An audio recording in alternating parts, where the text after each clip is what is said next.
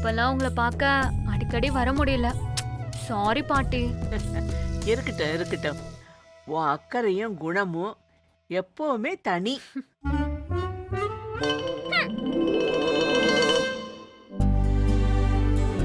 ஆமா, என்ன திடீர்னு வந்திருக்க? அத்தை, அவளை நான் தான் வர சொன்னேன். ஆ, ஆன்ட்டி என்ன விஷயம்? சக்தி முழுகாம இருக்கா கௌரி. நிஜமாவா ஆன்ட்டி? ஆமாமா, உன்னை நேர்ல பார்த்து சொல்லணும்னு தோணுச்சு, அதான். நீயும் அவளும் அவ்வளோ க்ளோஸ் ஃப்ரெண்ட்ஸ் இல்ல, ம், உனக்கும் கேட்க சந்தோஷமா இருக்கும்ல, அதனாலதான் வர சொன்னேன். what a surprise anti. நான் எக்ஸ்பெக்ட் பண்ணவே இல்ல. எங்களுக்கும் ஆச்சரியமாதமா இருந்துச்சு.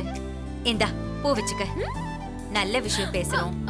அடுத்தது உனக்கும் நல்லதே நடக்கட்டும். இந்தா வச்சு விடுறேன், வா. ஏத்த பூ அப்ப எனக்கு இல்லையா? நான் எனக்குன்னு நினைச்சேன். உனக்கும் தான் மீனா. எனக்கு மட்டும் கொடுங்க.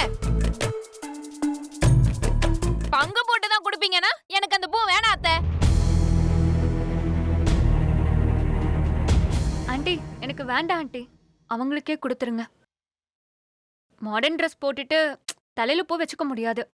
அது ஒரு மாதிரி இருக்கும்.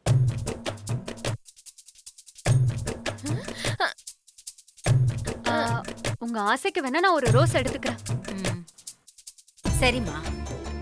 மீனா, நான் பூவை தட்டுல வச்சிடுறேன், நீயே எல்லாத்தையும் வச்சுக்க. ஆ?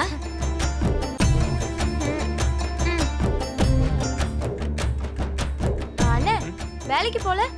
போகணும்.